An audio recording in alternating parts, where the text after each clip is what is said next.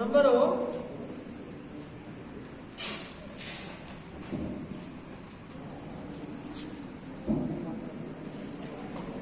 ಅವ್ರ ನಂಬರ್ 9591530321 ಅಂತ ಈಗ ಡಯಲ್ ಮಾಡಿದ್ರೆ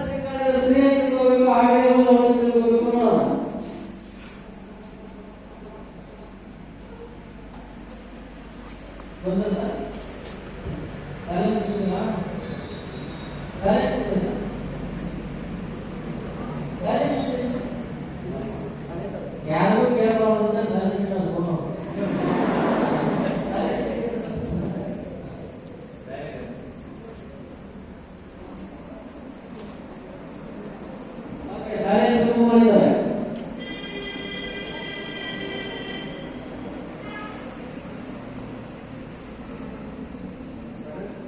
ಓಕೆ ಲಿಂಕ್ ಆಗ್ತಿದೆಯಾ? Okay thank you. ಈಗ ಆನ್ ದ ಸ್ಪಾಟ್ ಯಾರಾದ್ರೂ ನಾವು ಮೊಬೈಲ್ ಹೇಳಿದ್ರೆ ಸೀದಾ ಹೋಗ್ತಾ ಇರೋಣ. ಯಾರಾದ್ರೂ ಟೀಚರ್ಸ್ ಫೋನ್ ನಂಬರ್ ಬರ್ತದೆ. ಫೋನ್ ನಿಮ್ದು ಫೋನ್ ನಂಬರ್ ಯಾರಾದ್ರೂ ಬರ್ಬೇಕು. ಸರ್ ಬೇರೆ ಬೇರೆ ನೋಟಿದ್ರೆ ಒಂದೇ ಮೊಬೈಲ್ ಎಸ್ ಕರೆಕ್ಟ್ ಸಿಗವಾ? ನೋಡಿ ಇದು this is Narendra Modi 500 rupees. No sir phone ಮಾಡಿದ್ದಾರೆ ಇದು Modi 200 rupees. No sir 100 sir sir ಇದು ಮಸಾಲೆ ದೋಸೆ ತಿನ್ನಲಿಕ್ಕೆ ಮೊನ್ನೆ 5 ರೂಪಾಯಿ ಕೊಟ್ಟಿದ್ದೀರಿ.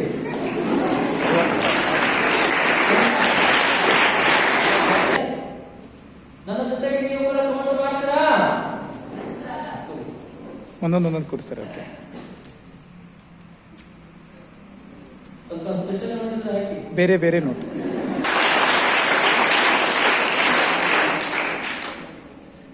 ಇದು ಗುರುಗಳು ಚಾಟ್ ಟ್ಯಾಕ್ ಹಾಕಿಕೊಂಡು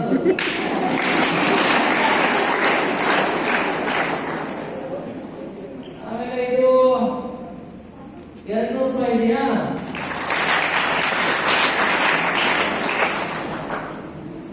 ₹710 ಆಗಿದೆ ಅಷ್ಟೇನಾ? ಧನ್ಯವಾದಗಳು. ಈಗ ಇದು ಮೊಬೈಲ್ ರೆಡಿ.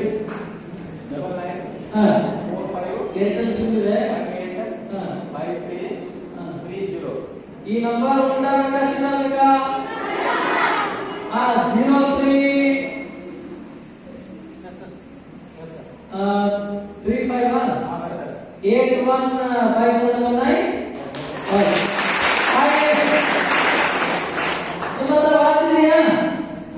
ನಿಮ್ಮ ವಾಚ್ ಇದೆಯಾ? ಎಕ್ಸಾಕ್ಟ್ ಟೈಮ್ 3:37 ಇದೆಯಾ? ಈಗ ಇಲ್ಲಿವರೆಗೆ ನಾನು ಮಾಡಿದೆ, ಇನ್ನು ನೀವು ಮಾಡಬೇಕಲ್ಲ. ಇದು ಸೆಕೆಂಡ್ ಬೇಕಾ? ಹೇಳಿ.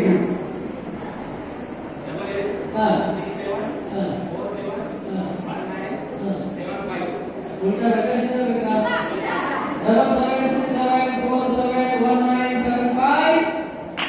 ಸರಿನಾ? 8867 ಕರೆಕ್ಟಾ? 47 ಕರೆಕ್ಟಾ? 975 ಬರ್ತದಾ? ಈಗ ನೋಡಿ 8123 ನೋಡಿ ಇದು ಅಥವಾ ಇದು ಸೀಕ್ರೆಟ್ ಹೇಳ್ಬಿಡ್ಗೆ ಇದು ಹೇಗೆ ಮಾಡಬೇಕು? ಮೇಲೆ 4 ಡಿಜಿಟ್ ಇರುತ್ತೆ, ಕೆಳಗಡೆ 4 ಡಿಜಿಟ್ ಇದೆಯಾ? ಸರ್ ನೋ ಎಲ್ಲವನ್ನ ಒಟ್ಟಿಗೆ ಕೂಡಿಸಲಿಕ್ಕೆ ಪ್ರಾಬ್ಲಮ್ ಆಗುತ್ತಾನೆ. ಸೊ ಸ್ಟೆಪ್ ಬೈ ಸ್ಟೆಪ್ ಹೋಗೋಣ.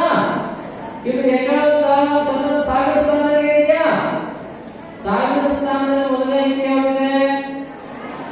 1000 ಪ್ಲೇಸ್ ಅಲ್ಲಿ 9 ಇದೆಯಾ? 9 ಕೆಳಗೆ ಎಷ್ಟಾಗುತ್ತೆ? 17,000 ಆಗುತ್ತಾ? ಓಕೆ ಸರ್, ಆನ್ಸರ್ 17,000 ಬರ್ಕೊಳ್ಳಿ.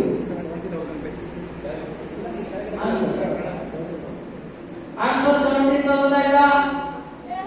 ಇದಾದ್ಮೇಲೆ 100 ಪ್ಲೇಸ್ ಅಲ್ಲಿ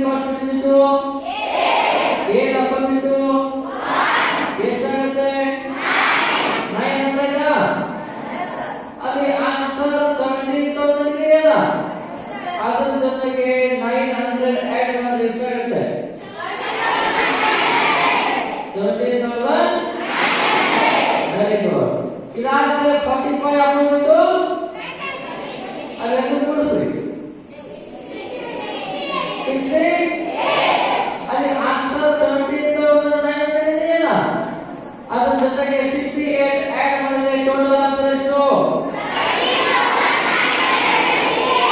ವೆರಿ ಗುಡ್ ಅರ್ಥ ಆಯ್ತಾ ಅರ್ಥ ಆಯ್ತಾ ಈಗ ಹೇಳ್ಬೇಕಾ ಹಾ ಅರ್ಥ ಆಯ್ತು ಈಗ ಮೈನಸ್ 4 3 2 1 ಬರೀ ಸರ್ 4 3 2 1 opposite 3 4 5 6 4 3 2 1 ಆಯ್ತಾ ಎಸ್ minus 3 4 5 6 ನೋಡಿ ಯಾವ ರೀತಿಯಾಗಿ ನಾವು ಪ್ಲಸ್ ಮಾಡ್ತೀವಲ್ಲ ಅದೇ ರೀತಿ ಮೈನಸ್ ಮಾಡಬೇಕು 1000 ಪ್ಲೇಸ್ ಅಲ್ಲಿ ಫಸ್ಟ್ ಡಿಜಿಟ್ ಅಪೋಸಿಟ್ ಎಷ್ಟಾಗುತ್ತೆ ಓಕೆ 1000 ಆಗುತ್ತಾ ಓಕೆ ಸರ್ ಆನ್ಸರ್ 1000 ಕೊಡ್ತೀವಿ ಇದಾದ್ಮೇಲೆ 100 ಪ್ಲೇಸ್ ಅಲ್ಲಿ ಫಸ್ಟ್ ಡಿಜಿಟ್ 3 ಅಪೋಸಿಟ್ ಇಲ್ಲಿ ಪ್ರಾಬ್ಲಮ್ ಇದೆ ತಾನೆ 3 minus 4 ಮಾಡಲಿಕ್ಕೆ ಆಗುತ್ತಾ ಇಲ್ಲ ಇಂಥ ಸಿಚುವೇಶನ್ ಬಂದಾಗ ನಾವೇನ್ ಮಾಡಬೇಕಂದ್ರೆ ಅದನ್ನೇ ಉಲ್ಟಾ ತಗೋಬೇಕು ಹೇಗೆ 4 minus ಎಷ್ಟಾಗುತ್ತೆ 100 ಈ 100 ಅನ್ನ ಎಲ್ಲಿಂದ ಮೈನಸ್ ಮಾಡಬೇಕಂದ್ರೆ ಅದೇ ಆನ್ಸರ್ 1000 ಇದೆಯಲ್ಲ ಆ 1000 ಅಲ್ಲಿ 100 ಅನ್ನ ಮೈನಸ್ ಮಾಡಿ ಎಷ್ಟಾಗುತ್ತೆ ಓಕೆ ಸರ್ 900 ಕೊಡ್ರಾ ಇದಾದ್ಮೇಲೆ 21 ಹಾಕೋಬೇಕು ಈಗ ಏನ್ ಮಾಡಬೇಕು ಉಲ್ಟಾ ಮಾಡಬೇಕಾ ಹೇಗೆ ಎಷ್ಟು ಬರ್ತದೆ ಹಾ ಅಲ್ಲ 56 ಮೈನಸ್ ಎಷ್ಟು ಬರ್ತದೆ 35 ಅಲ್ಲ ಈ 35 ಏನಿಂದ ಮೈನಸ್ ಮಾಡಬೇಕು ಹಾ ಟೋಟಲ್ ಆನ್ಸರ್ ಎಷ್ಟು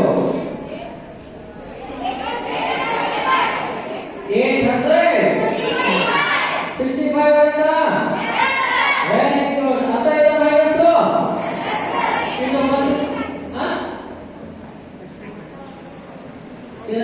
S right sir right yes ಈಗ ಮಲ್ಟಿಪ್ಲಿಕೇಶನ್ ಹೋಗೋಣ ಸರ್ ನಿಮಗೆ 2 ಸಾಕಿ 2 ನೀವು ಕೂಡ ಈ ರೀತಿ ಲೆಕ್ಕ ಮಾಡಬೇಕಂದ್ರೆ ನಿಮಗೆ ಮಲ್ಟಿಪ್ಲಿಕೇಶನ್ ಮತ್ತು ಟೇಬಲ್ಸ್ ಎಲ್ಲಿಗೆ ಬರ್ತವೆ 20 ಬಂದ್ರೆ ಏನು ಮಾಡಕ್ಕಾಗುದಿಲ್ಲ ಈ ರೀತಿ ನೀವು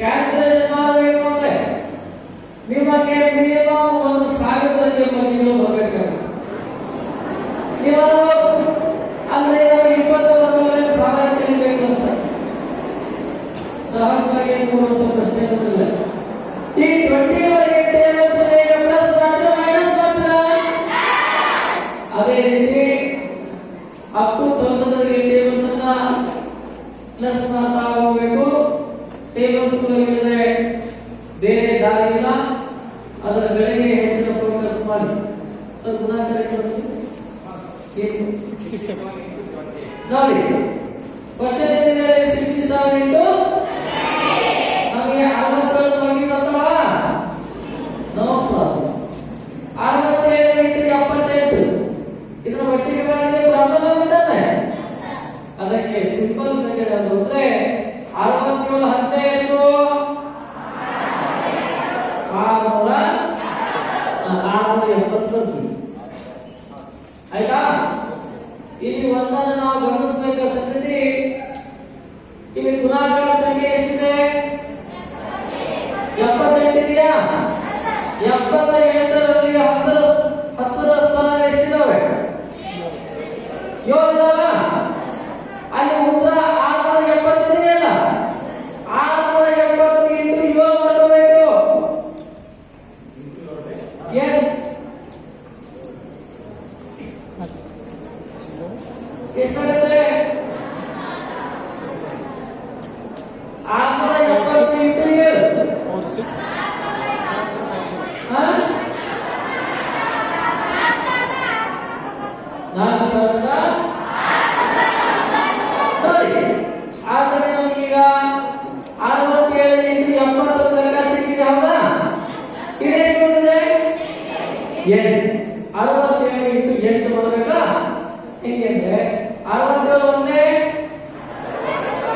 ಎರಡೇ ಅದನ್ನ ಡಬಲ್ ಮಾಡಿ 1 ಅದನ್ನ ಡಬಲ್ ಮಾಡಿ ಮತ್ತೆ 268 ಅಂದ್ರೆ 67 ಇಂಟು 4 ಮಾಡಿದ್ರೆ 268 ಆಯ್ತಾ? Yes or no? ನಮಗೆ ಎಷ್ಟು ಬೇಕಾಗಿದೆ? 8 ತಾನೆ? ಅದನ್ನ ಡಬಲ್ ಮಾಡಿ ಮತ್ತೆ 268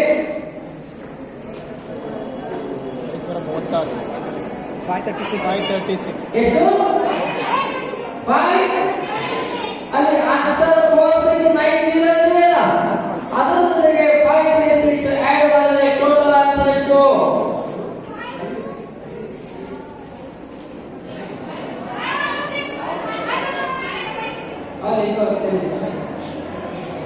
ಎಷ್ಟು ಆನ್ಸರ್? 526 ಆಗುತ್ತಾ? ಅರ್ಥ ಆಯ್ತಾ ಮಲ್ಟಿಪ್ಲಿಕೇಶನ್? ಇದು ಡಿವಿಷನ್ ಮಾಡೋಣ. 117 divided by 20 ಎಷ್ಟು ಬರುತ್ತೆ? 1 26 ಆದ್ರೆ ಎಷ್ಟು? 13 ಆದ್ರೆ ಮತ್ತೆ ಉತ್ತರ 26 ಆದ್ರೆ 2 39 52 65 78 91 104 115 130 ಇಲ್ಲ ತಾನೆ? 130 ಇದೆಯಲ್ರಿ? ಹಾಗಾಗಿ ಉತ್ತರ ಎಷ್ಟು ಬಂತು? ಬರೀ 9. ಉತ್ತರ ಏನು? 9 ತಾನೆ? ಅರ್ಥ ಆಯ್ತಾ?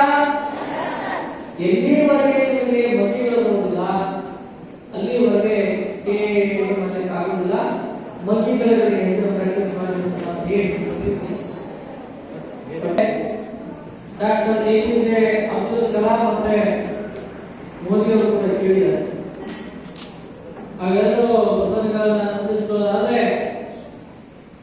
2004 ಅಕ್ಟೋಬರ್ 15ಕ್ಕೆ ಬೆಳಗಾವಿಯಲ್ಲಿ ಅಬ್ದುಲ್ ಕಲಾಂ ಮತ್ತೆ 7 ವರ್ಷದಿಂದ ಮೋದಿ ಅವರು ಭೇಟಿ ಆಗುವಂತ ಅವಕಾಶ ಬೇಕು. ಅವರು ಹೋದಾಗ ತಮ್ಮ ಡೇಟ್ ಆಫ್ ಬರ್ತ್ ಕೇಳಿದ್ರು, ಸರಿಯಾದ ಡೇ ಹೇಳಿದಾಗ ಆಶ್ಚರ್ಯಚಕಿತರಾಗಿ ನೀವು ತರನೇ ಹೌ ಇಟ್ ಈಸ್ ಪಾಸಿಬಲ್ ಅಂತ ಕ್ವಶನ್ ಕೇಳ್ತಾರೆ. ನಾನೇನ್ ಹೇಳಿದೆ ಅಂದ್ರೆ everything is possible, nothing is ನೋಡಿ ಇಂಪಾಸಿಬಲ್ ಅಂತ ಶಬ್ದದಲ್ಲಿ ಐ ಆಮ್ ಪಾಸಿಬಲ್ ಅಂತ ಇದೆ ಸರ್. ನೋ ಐ ಆಮ್ ಪಾಸಿಬಲ್ ಅಂದ್ರೆ ಏನು?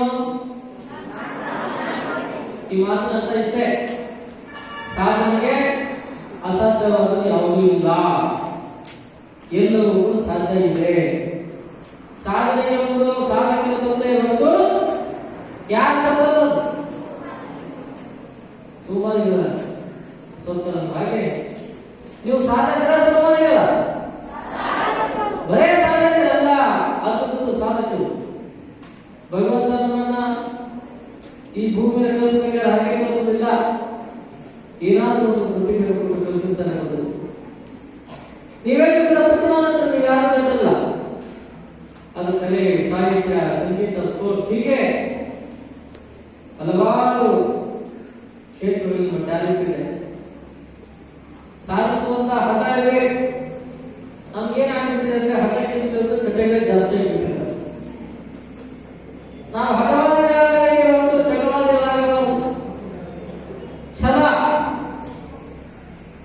ಮತ್ತು ಆತ್ಮವಿಶ್ವಾಸ ಅದು ಇತ್ತು ಅಂತಂದ್ರೆ ನಾವು ಏನ್ ಬೇಕಾದ್ರೂ ಸಾಧಿಸ್ತೀವಿ.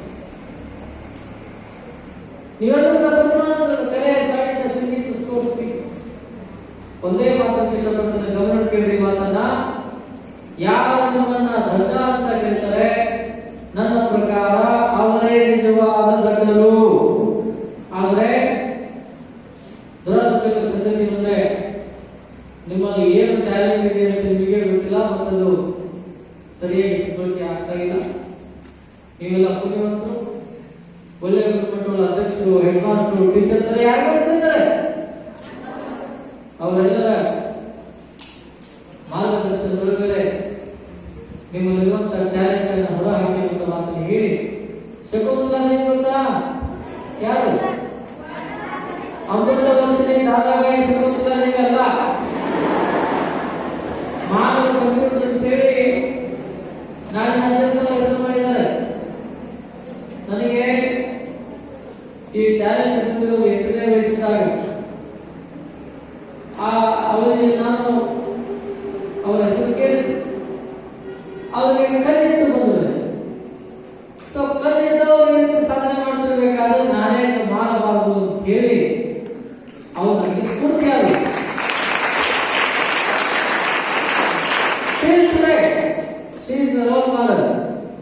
ಇದಕ್ಕೆ ಅರ್ಥದ ಇಷ್ಟೇ, ನಮಗಿಂತಲೂ ಯಾರ್ಯಾರು ಹೋಗ್ತಿರ್ಬೇಕಾದ್ರೆ ಅವರಲ್ಲಿ ಒಂದು ರೋಲ್ ಮಾಡಲಿಕ್ಕೆ ಸ್ವೀಕಾರ ಮಾಡಲಿಕ್ಕೆ ಮಾತ್ರ ನಾವು ಸಾಧಕರಾಗ್ಬೋದು. ನಿಮಗೆ ಯಾರು ನಿಮ್ಮ ರೋಲ್ ಮಾಡಲು? ನಿಮ್ಮ ರೋಲ್ ಮಾಡಲು ಯಾರು? ದರ್ಶನ ಯಾರ ಐಶ್ವರ್ಯ ಇಲ್ಲ. ಯಾರು ನಿಮ್ಮ ರೋಲ್ ಮಾಡಲು? ನನ್ನ ಮಕ್ಕಳಿಗೆ ನಿಮ್ಮ ರೋಲ್ ಮಾಡಲು ಯಾರಪ್ಪ?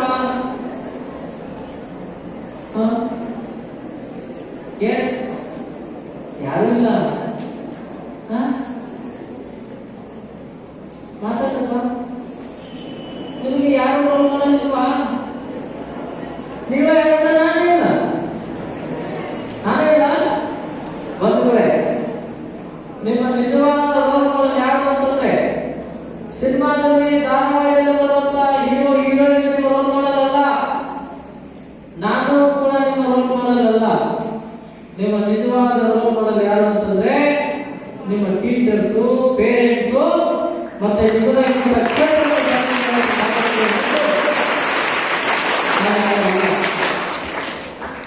ಭಗವಂತ ಬಹಳ ಬುದ್ಧಿವಂತ. ಬೈಬಲ್ ನಮಗೆ ನಿಮ್ಮನ್ನು ನೋಡುವಂತ ಅವಕಾಶ ಕೊಟ್ಟಿಲ್ಲ. ಆದರೆ ನಿಮ್ಮ ಜೊತೆಗೆ ಸಂವಾದ ಮಾಡುವಂತ ಅವಕಾಶ ಕೊಟ್ಟಿದ್ದಾರೆ. ಒಂದು ಮಾತನ್ನು ಬಹಳ ಹೆಮ್ಮೆಯಿಂದ ಹೇಳಿಕೊಡ್ತಾ ಇದ್ದೇನೆ. ನನ್ನ ಈ ಸಾಧನೆಗೆ, ನನಗೆ ಈ ಪ್ರತಿಭೆ ಬರಲಿಕ್ಕೆ ಪ್ರಮುಖ ಕಾರಣೀಭೂತದ ಅಂಶ ಯಾವುದಾದ್ರೂ ಆಗಿದ್ದರೆ ಅದು ಅಂತರ್ಜಲದಿಂದಲೇ ಸಾಧ್ಯವಾಗಿದೆ ಅಂತ ಮಾತ್ರ ನಾವು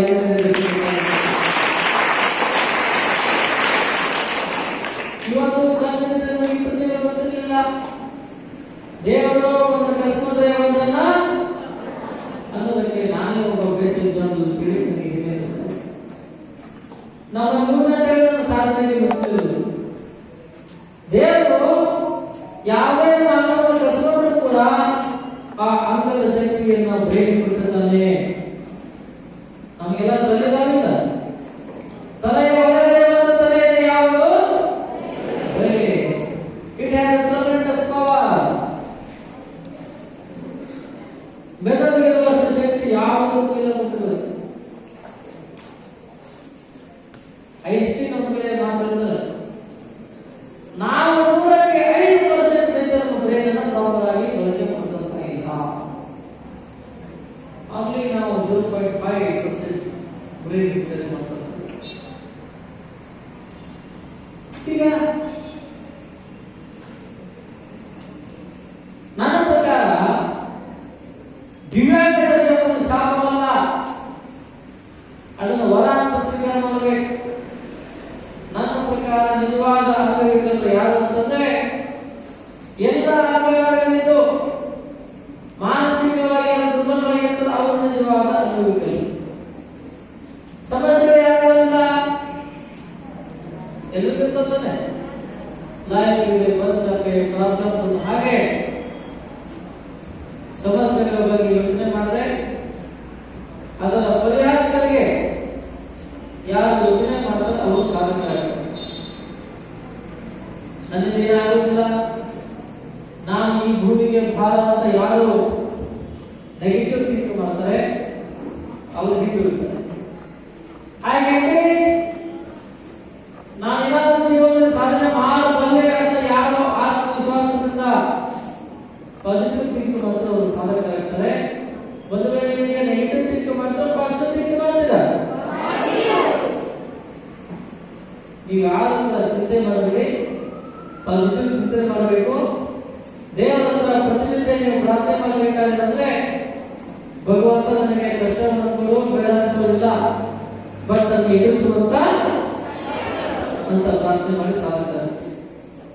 ಪ್ರಾಮಾಣಿಕವಾಗಿ ನಿಮ್ಮಿಂದ ಒಂದು ಉತ್ತರ ಬಯಸೋದಂದ್ರೆ ನಿಮ್ಮ ಮೈಂಡ್ ಕಾನ್ಸ್ಟೆಂಟ್ ಆಗಿದೆಯಾ? ಇದೇ ಅಂತವರು ಪ್ರಾಮಾಣಿಕರು, ಇಲ್ಲ ಅಂತವರು ಡಬಲ್ ಪ್ರಾಮಾಣಿಕರು. ಏನ್ ಸಿಂಗಲ್ ಅನ್ನೋದು ಯಾಕೆ ಏನಾಗಿದೆ ನೀವೇ ಹೇಳಿದ್ರೆ ನಾನೇ ಇಲ್ಲ. ಏನು ಪ್ರಮುಖವಾದ ಕಾರಣ ನಮ್ಮಲ್ಲಿ. ಅದಕ್ಕಿಂತ ಮುಂಚೆ ನಮಗೂ ನಿಮಗಿರುವಂತ ವ್ಯತ್ಯಾಸ ಇಷ್ಟೇ. ನೀವು ಜಗತ್ತನ್ನ ನೋಡೋದ್ರಿಂದ ನೋಡಿ ನೋಡಿ ನಿಮ್ಮ ಮೈಂಡ್ ತಗೊಂಡಾಗುತ್ತೆ. ಸೊ ನಾವೇನು ನೋಡೋದಿಲ್ಲಲ್ಲ, ಅದಕ್ಕೋಸ್ಕರ ಮೈಂಡ್ ಕಾನ್ಸ್ಟೆಂಟ್ ಆಗಿರುತ್ತೆ. ಇದು ನಿಮ್ಮ ತಪ್ಪಲ್ಲ ಬಂದವೇ, ನಿಮ್ಮ ಕಣ್ಣಿನ ತಪ್ಪು, ನಿಮ್ಮ ಕಣ್ಣುಗಳೇ ನಿಮ್ಮ ಜೀವನವನ್ನು ಹಾಳು ಮಾಡ್ತಾ ಇದೆ. ಹೀಗಾಗಿ ನೀವೆಲ್ಲ ಪುಣ್ಯವಂತರು. ಭಗವಂತ ನಿಮಗೆ ಸುಂದರವಾದ ಜಗತ್ತು ನೋಡಲಿಕ್ಕೆ ಕಲಿಸಿದ್ದಾನೆ. ಸೊ ಕೆಟ್ಟದನ್ನು ನೋಡಬೇಡಿ, ಒಳ್ಳೆಯದನ್ನು ಮಾತ್ರ ನೋಡಿ. ಒಳ್ಳೆಯದನ್ನು ಹಂಗೆ ಬಿಡಬೇಡಿ. ಅದನ್ನು ಜೀವನದಲ್ಲಿ ಅಳವಡಿಸಿಕೊಂಡಾಗ ಮಾತ್ರ ನಿಮ್ಮ ಬದುಕು ಸಾರ್ಥಕ ಆಗುತ್ತೆ. ಫಸ್ಟ್ ಪಾಯಿಂಟ್, ಏಕಾಗ್ರತೆ ಕೊರತೆ. ಜೀವನದಲ್ಲಿ ಏಕಾಗ್ರತೆ ಬಹಳ ಮುಖ್ಯ. ಅದಿಲ್ಲದೆ ನಾವೇನು ಮಾಡಲಿಕ್ಕಾಗೋದಿಲ್ಲ. ಏಕಾಗ್ರತೆ ಹೆಚ್ಚಿಸ್ಕೊಳ್ಬೇಕಾದ್ರೆ ಏನ್ ಮಾಡ್ಬೇಕು? ಲಕ್ಷ್ಮೀ ಪರಮ ನೋಡ್ಬೇಕೇನ? ಏನ್ ಮಾಡ್ಬೇಕು? ಯೋಗ, ಧ್ಯಾನ ಮತ್ತು ಪ್ರಾಣಾಯಾಮ ತಂದ್ರೆ ಬಂಧುಗಳೇ, ಅಸಾಧ್ಯವಾದದನ್ನ ಸಾಧಿಸುವಂತ ಶಕ್ತಿ ಇರೋದು ಅವುಗಳಿಗೆ ಬಿಟ್ಟು ಯಾವುದೂ ಇಲ್ಲ. ವಿವೇಕಾನಂದರು, ಬಸವಣ್ಣವರು, ಅಂಬೇಡ್ಕರ್, ಗಾಂಧೀಜಿ, ಬುದ್ಧ ಇವರೆಲ್ಲ ಮಹಾನ್ ಚಿಂತಕರು ಈ ಮಟ್ಟಕ್ಕೆ ಬಂದಿದ್ದ ಅಂಶನೇ ಯೋಗ ಮತ್ತು ಧ್ಯಾನ. ನಾಳೆಯಿಂದ ನೀವೆಲ್ಲರೂ ಕೂಡ ಪ್ರತಿನಿತ್ಯ ಬೆಳಿಗ್ಗೆ ಬೇಗ ಎದ್ದು 1 ಗಂಟೆಗಳ ಕಾಲ ಯೋಗ ಧ್ಯಾನ ಮಾಡಿ ನೀವೊಂದು ಇದರಿಂದ ನಮಗೆ ಲಾಭ ಅಂತ ಹೇಳಿ. ಏಕಾಗ್ರತೆ ಹೆಚ್ಚಾಗುತ್ತೆ, ಮಾನಸಿಕ ನೆಮ್ಮದಿ ಉಂಟಾಗುತ್ತೆ, ಆತ್ಮವಿಶ್ವಾಸ ಹೆಚ್ಚಾಗುತ್ತೆ, ಭಯದಿಂದ ಮುಕ್ತರಾಗುವುದು. ಬದುಕೇ ಈ ಮೊಬೈಲ್ ಮತ್ತು ಟಿವಿ ನನ್ನ ಪ್ರಕಾರ ಇವೆರಡು ಕ್ಯಾನ್ಸರ್ ಮತ್ತೆ ಬ್ರೇಕ್ ಬರ್ತಾರೆ. ಇಡೀ ನಮ್ಮ ಜೀವನವನ್ನ ನಮ್ಮ ಮೈಂಡ್ ಕಾನ್ಸಂಟ್ರೇಷನ್ ಬೇರೆ ಕಡೆಗೆ ಡೈವರ್ಟ್ ಮಾಡ್ತಾರೆ. ಮೊಬೈಲ್ ಟಿವಿ ಇಲ್ಲ ಅಂತಂದ್ರೆ ಬಟ್ ನನ್ನ ವಾದ ಇಷ್ಟೇ, ಅದನ್ನು ಎಷ್ಟು ಬೇಕು ಅಷ್ಟು ಬಳಸ್ತಾ ಇರುವಂಥದ್ದು. ಒಳ್ಳೆಯದಕ್ಕೆ ಮಾತ್ರ ಬಳಸೋಣ, ಕೆಟ್ಟದಿಂದ ದೂರ ಇರೋಣ. ಸ್ಟೂಡೆಂಟ್ ಲೈಫ್ ಇಸ್ ನಿಮ್ಮ ಲೈಫ್ ಗೋಲ್ಡನ್ ಲೈಫ್ ಆಗಬೇಕು. ಏನು ಮಾಡಬೇಕು? ಮೊಬೈಲ್ ಟಿವಿ ದೂರ ಇರಬೇಕಾ? ಮತ್ತೆ ಮಾಡಬೇಕು? ಸುಳ್ಳು ಹೇಳಬೇಕಾ? ಹೇಳ್ಬೋದಾ? ಸತ್ಯವನ್ನು ಆಡಬೇಕು, ಶ್ರದ್ಧೆಯಿಂದ ಕೆಲಸ ಮಾಡಬೇಕು, ಪ್ರಾಮಾಣಿಕತೆಯಿಂದ ಇರಬೇಕು. ಮತ್ತೇನು? ತಂದೆ ತಾಯಿಗಳಿಗೆ, ಗುರುಗಳಿಗೆ ಗೌರವ ಕೊಡಬೇಕು. ಮತ್ತೇನಿಲ್ಲ ಇಷ್ಟ. ಮತ್ತೇನು ಮಾಡಬೇಕು? ಅಗ್ನಿ ಸಾಕ್ಷಿಯಿಂದ ದೂರ ಇರಬೇಕು. ಸಹೋದರರನ್ನ ಕೀಳಾಗಿ ಕಾಣಬಾರದು, ಅವರನ್ನ ಗೌರವದಿಂದ ಕಾಣಬೇಕು. ಹೌದಾ? ಕಾಣ್ತಿರಲಿಲ್ಲ? ನೀವೆಲ್ಲ ಸ್ಟಡಿ ಮಾಡ್ತೀರಿ? ನಮ್ಮ ಡೈಲಿ ಟೈಮ್ ಇರಬೇಕು. ಮತ್ತೆ ಯಾವ ರೀತಿ ಸ್ಟಡಿ ಮಾಡಬೇಕು? ಜೀವನದಲ್ಲಿ ಟೈಮ್ ಬಹಳ ಇಂಪಾರ್ಟೆಂಟ್. ಅದು ಇಲ್ಲದೆ ನಾವೇನು ಮಾಡಲಿಕ್ಕೆ ಆಗುತ್ತಿಲ್ಲ. ಯಾರು ಸಮಯವನ್ನ ಗೌರವಿಸುತ್ತಾರೆ ಅವನ ಸಮಯ ಯಾವಾಗಲೂ ಗೌರವಿಸುತ್ತದೆ. ಹಾಗೆ ನಾನು ನಿಮಗೆ ಒಂದು ಹೊಸ ಕಾರ್ಯಕ್ರಮವನ್ನು ಬರ ಮಾಡ್ತೀರಾ?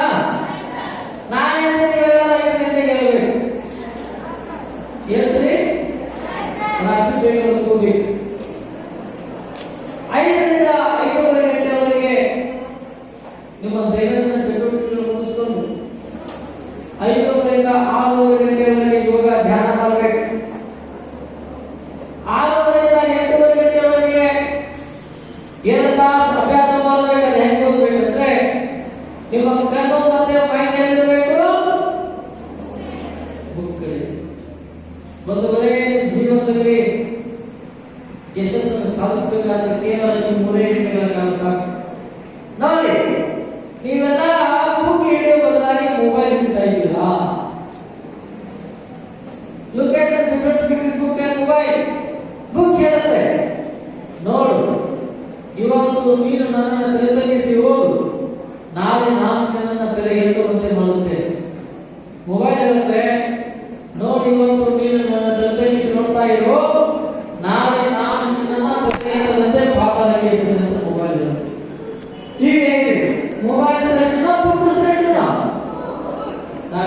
ಕೂಡ ಪುಸ್ತಕ ಪ್ರೇಮಿಗಳಾಗೋಣ, ಮೊಬೈಲ್ ಟಿವಿಯಿಂದ ದೂರ ಇದ್ದು ಎಷ್ಟು ಬೇಕು ಅಷ್ಟು ಒಳ್ಳೆಯದಕ್ಕೆ ಮಾತ್ರ ಬಳಸೋಣ ಅಂತ ಮಾತನ್ನು ಹೇಳಿ, ನಿಮ್ಮ ಜೀವನದಾಗ ಯಶಸ್ವಿ ಆಗಬೇಕು ಅಂತಂದ್ರೆ ಈ ಡಯಟ್ ಫಾಲೋ ಮಾಡಿ. ನೀವೇನಾದ್ರೂ ಫಾಲೋ ಮಾಡಿದ್ದಾಗಿದ್ರೆ ನಾನು ಗ್ಯಾರಂಟಿ ಕೊಡ್ತೇನೆ, ಒಂದು ತಿಂಗಳ ಒಳಗಾಗನೆ ನಿಮ್ಮ ಜೀವನದಾಗ ಬರಲಿಕ್ಕೆ ಸಾಧ್ಯ ಇದೆ. ಆ ನಿಟ್ಟಿನಲ್ಲಿ ನೀವೆಲ್ಲರೂ ಕೂಡ ಫೋಕಸ್ ಮಾಡಿ. ಅನಾವಶ್ಯಕ ವಿಷಯಗಳಿಗೆ ಹೆಚ್ಚು ಆದ್ಯತೆ ಕೊಡಬೇಡಿ. ಇನ್ನೊಬ್ಬರ ಬಗ್ಗೆ ನಿಂದನೆ ಮಾಡಬೇಡಿ. ಬೇರೆ ಯಾವ್ದೋ ಬಗ್ಗೆ ನಿಂದನೆ ಮಾಡಿ, ನೀವು ಮಾತ್ರ ಅದರ ಕಡೆಗೆ ಕೆಡಿಸ್ಕೋಬೇಡಿ. ಇವತ್ತ ಕಾಲವನ್ನು ಮಾಡಬೇಡಿ ಅಂತ ಮಾತನ್ನು ಹೇಳಿ, ಕೊನೆಯದಾಗಿ hard work, meditation, dedication, preservation ಮತ್ತು ಡಿಟರ್ಮಿನೇಷನ್ ಎಲ್ಲ ಅಂಶಗಳು ಜೀವನದಲ್ಲಿ ಸಾಧನೆ ಮಾಡಲಿಕ್ಕೆ ಪೂರಕ ಅಂಶಗಳಾಗಿ ನಿಮ್ಮ ಜೊತೆಗೆ ಸಂವಾದ ಮಾಡಲಿಕ್ಕೆ ಅವಕಾಶ ಕೊಡುತ್ತಾ ಈ ಸಂಸ್ಥೆ ಅಧ್ಯಕ್ಷರಾಗಿರುವಂತಹ ಕರುಣಾನಿಧಿ ಸರ್ ಅವರಿಗೆ, HM ಆಗಿರುವಂತಹ ನಮ್ಮ ಅಜಿತ್ ಸರ್ ಅವರಿಗೆ ನಿನ್ನೆ ಫೋನ್ ಮಾಡಿದೆ ನಾನು. ತಕ್ಷಣವೇ ಅವರಿಗೆಲ್ಲ ವಿಷಯ ಹೇಳಿ ಒಪ್ಪಿಕೊಂಡು ಇವತ್ತು ನಿಮ್ಮ ಜೊತೆಗೆ ಸಂವಾದ ಮಾಡಲಿಕ್ಕೆ ಅವಕಾಶ ಕೊಟ್ಟಿದ್ದಾರೆ.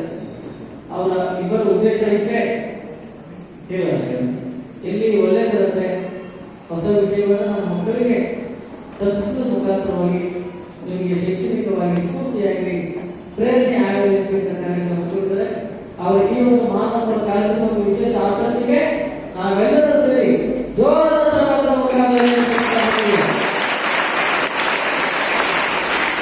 ಹಾಗೆ ನಮ್ಮ ಜೊತೆಗೆ ಆಗಮಿಸಿರುವಂತಹ ಸಂತೋಷ್ ಸಮುದಾಯರು, ಶಿಕ್ಷಣ ಪ್ರೇಮಿಗಳು ನಾನು ಈ ಭಾಗಕ್ಕೆ ಬಂದು ಸರ್ ನನ್ನ ಜೊತೆಗಿರ್ತಾರೆ.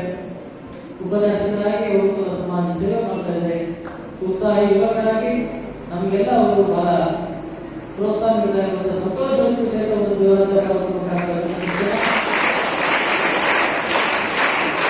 ಈ ಕಾರ್ಯಕ್ರಮಕ್ಕೆ ಪಾಲ್ಗೊಂಡು ಟೀಚರ್ಸ್ಗಳಿಗೆ ಹಾಗೂ ವಿವೇಕರಿಗೆ ವಂದಿಸಿ ನನ್ನ ಆಶೆ ಇದೆ, ಮುಂಬರುವ ಧನ್ಯವಾದಗಳಿಗೆ ಈ ಹೆಸರಿಗೆ ತಕ್ಕಂತೆ ಸಂಸ್ಥೆ ಪ್ರಗತಿ ಪಥವನ್ನು ಸಾಕ್ತಾ ಇದೆ.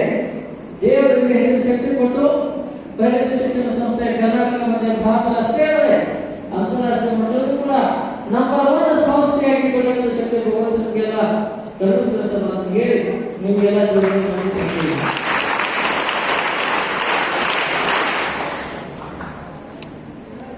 ಇವತ್ತಿನ ಸಮಾರಂಭಕ್ಕೆ ಅತಿಥಿಗಳಾಗಿ ಆಗಮಿಸಿದಂಥ ಅದ್ಭುತ ಒಂದು ಜ್ಞಾನವನ್ನು ಹೊಂದಿದಂಥ ಬಸವರಾಜ ಅವರೇ ಹಾಗೂ ನಮ್ಮ ಸಂಸ್ಥೆಯ ಗುರುಮಾತೆಯರಾದ ವಿದ್ಯಾರ್ಥಿ ಈ ಮೊಮೆಂಟ್ಸ್ ಹೇಳಿದ್ರು, ಸಾಧನೆಗೆ ದೇಹ ಮುಖ್ಯ ಅಲ್ಲ, ಮನಸ್ಸು ಮುಖ್ಯ. ಅಂದ್ರೆ ಮನಸ್ಸು ಸ್ಟ್ರಾಂಗ್ ಇದ್ರೆ ನಾವು ಏನು ಬೇಕಾದ ಸಾಧನೆ ಮಾಡ್ಬೋದು. ದೇಹ ಅಂಗವೈಕಲ್ಯ ಆಗಿದ್ರೆ ಏನು ಪ್ರಾಬ್ಲಮ್ ಇಲ್ಲ, ಆದ್ರೆ ಮನಸ್ಸು ಅಂಗವೈಕಲ್ಯ ಆಗಿರಬಾರ್ದು. ಈಗ ನಾವು ಸಾಕಷ್ಟು ಜನರೆಲ್ಲ ಮಾನಸಿಕವಾಗಿ ಸದೃಢವಾಗಿಲ್ಲ. ಅವ್ರಿಗೇನ ನಮ್ಗೇನು ಅನ್ಸುತ್ತಾರ, ಪ್ರಯತ್ನಕ್ಕಿಂತ ಸೋಲೆ ಚಿಂತೆ ಮಾಡಿರ್ತದೆ ನಮ್ಗೆ, ಹೀಗಾಗಿ ನಾವು ಪ್ರಯತ್ನ ಮಾಡಂಗಿಲ್ಲ. ಈ ಒಂದು ಸ್ಪರ್ಧೆ ಯುಗದಲ್ಲಿ ಸೋಲು ಗೆಲ್ಲೋದು ಮುಖ್ಯ ಅಲ್ಲ, ಒಂದು ಪ್ರಯತ್ನ ಮುಖ್ಯ. ಪ್ರಯತ್ನ ಮಾಡಕ್ಕೆ ಮನಸ್ಸು ಮಾಡಬೇಕಾಗುತ್ತೆ, ಆಗ ನಾವು ಸಾಧನೆ ಮಾಡಬಹುದು. ಇಂಗ್ಲಿಷ್ನಾಗ ಒಂದು ಮಾತೈತಿ, your mind is your greatest friend if you control it, but your mind is your greatest enemy if it controls you. ಅಂದ್ರೆ ಮನಸ್ಸನ್ನು ನಾವು ಕಂಟ್ರೋಲ್ ಮಾಡಿದ್ರೆ ಅದು ನಮ್ಮ ಒಂದು ಒಳ್ಳೆಯ ಸ್ನೇಹಿತ. ಅಕಸ್ಮಾತ್ ಒಂದು ಮನಸ್ಸೇ ನಮ್ಮನ್ನು ಕಂಟ್ರೋಲ್ ಮಾಡಿದ್ರೆ ಅದು ನಮ್ಮ ಒಂದು ದೊಡ್ಡ ಶತ್ರು ಅಂತ. ಅದಕ್ಕೆ ಒಂದು ಮನಸ್ಸನ್ನು ನಿಗ್ರಹ ಮಾಡೋಣ, ಯಾರಂತ ನಾವು ದೊಡ್ಡ ಸಾಧನೆ ಮಾಡ್ತಾನೆ. ಅದಕ್ಕೆ ಇವರ ಒಂದು ಉದಾಹರಣೆ ಉಮರಂತ ವೀಕ್ನೆಸ್ ಹೇಳಿದ್ರೆ ಅದ ವೀಕ್ನೆಸ್ ಒಂದು ಸ್ಟ್ರೆಂತ್ ಮಾಡ್ಕೊಂಡ ಒಂದು ದೊಡ್ಡ ಸಾಧನೆ ಮಾಡಿದ್ರು. ಇದೇ ರೀತಿ ಒಂದು ನಮ್ಮ ವಿದೇಶದಂತ ಪ್ರಜಾದಂತ ನಿಕ್ ವಿಜಿಸಿಕ್ ಅಂದ್ರೆ ಅವ್ನು ಬಂದಿರಬೇಕು ಅವ್ರ ಬಗ್ಗೆ. ಅವ್ನಿಗೆ 2 ಕೈ ಇಲ್ಲ 2 ಕಾಲಿಲ್ಲ. ಅವ್ನು ಸ್ವಿಮ್ಮಿಂಗ್ ಮಾಡ್ತಾನೋ ಮತ್ತು ಗಲ್ಫ್ ಆಡ್ತಾನೋ. ಈಗ ಅವ ಒಂದು ಜಗತ್ತಿನ ಶ್ರೇಷ್ಠ ಮೋಟಿವೇಶನಲ್ ಸ್ಪೀಚ್ ಅಂದ್ರೆ ಭಾಷಣಕಾರ. ಇಂಥ ವ್ಯಕ್ತಿಗಳ ಸಾಧನೆಯಿಂದ ನೀವು ಸ್ಫೂರ್ತಿ ಪಡಿಬೇಕು. ಈಗ ಅವ್ರು ಹೇಳಿದ್ರು, ಇಂಥ ಎಲ್ಲ ದೊಡ್ಡ ಕಟ್ಟಿರುವ ಸಮಸ್ಯೆಗಳೆಲ್ಲ ಅವರು ಒಂದು ನಿಮಿಷ 1 ನಿಮಿಷದಲ್ಲೆಲ್ಲ ಸಾಲ್ವ್ ಮಾಡಿ ಹೇಳಿದ್ರು. ಅದಕ್ಕೆ ಅವ್ರು ಏನ್ ಮಾಡ್ತಾರ, ಒಂದು ಮೆದುಳಿನ ತಾಕತ್ತು ಹೆಚ್ಚು ಮಾಡ್ತಾರ. ಅದ್ರಾಗ ಒಳ್ಳೆ ಸಂಗತಿಗಳು ತುಂಬ. ನಾವು ನಿಮ್ಮೆಲ್ಲ ಏನ್ ಮಾಡ್ತೀವಿ, ಹೊಟ್ಟೆ ತಾಕತ್ತು ಹೆಚ್ಚು ಮಾಡ್ತಿದ್ರು. ಅದ್ರಾಗೆಲ್ಲ ಸಿಕ್ಕಾಪಟ್ಟು ಹೊಟ್ಟೆ ತುಂಬಾತ ಇದ್ರು. ಅದಕ್ಕೆ ನಿಮ್ಗೆ ಬರ್ತಿದ್ರು, ನಿಮ್ಗೆ ಏನ್ ಕೇಳಿ ಬಗ್ಗೆ ಗೊತ್ತಿರಂಗಿಲ್ಲ. ಈಗ ಪಗೋರ ಹಾಡು ಕೇಳಿ ಹೇಳ್ತೀವಿ ನಾವು. ಪಗೋರ ಹಾಡು ಯಾವ ಇರ್ತೈತಿ, ಅದೆಲ್ಲ ಗೊತ್ತಿರುತ್ತೆ, ಬಗ್ಗೆ ಬರ್ತಾರೆ. ಅದಕ್ಕೆ ಅಂತವೆಲ್ಲ ಬಿಟ್ಟ ನಿಮ್ಗೆ ಏನ್ ಜ್ಞಾನ ಇರ್ತಾ ಹೋಗ್ತಾರೆ ಅಂತವೆಲ್ಲ ಮಾಹಿತಿ ಒಳಗೆ ಸಂಗ್ರಹ ಮಾಡಿದ್ರೆ ಮುಂದೆ ನೀವು ಬೇಕಾದ ಸಾಧನೆ ಮಾಡ್ಕೊಂಡು ಅಂತೇಳಿ ಇಂಥ ಮಾಡಲ್ ಇಡಬೇಕು. ಅದಕ್ಕಾಗಿ ನಾವು ಅವರಿಗೆ ಅವರು ಒಳ್ಳೆಯ ಮಾಡಿದ್ರು ಸಹ ಹೆಚ್ಚಿನ ಸಾಲ ಮಾಡಿದಂತ ಆಶಿಸ್ತಾ ಅದೇ ರೀತಿ ಅವರಿಗೆ ದೇವರು ಆಯುರ್ವಾರಕ್ಕೆ ಒಂದು ಜನ್ಮಾಂತ ಅಂತ ಹೇಳುತ್ತಾ ನಾನು ಎರಡು ಮಾತು ಮುಗಿಸುತ್ತೇನೆ. ಜೈ ಹಿಂದ್.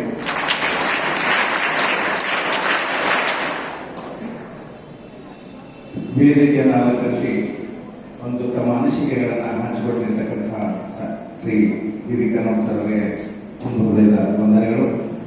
ಬಹಳ ಸರ್ ಮಾರ್ಮಿಕವಾಗಿ ತಮ್ಮ ವಿಚಾರಧಾರೆಗಳನ್ನ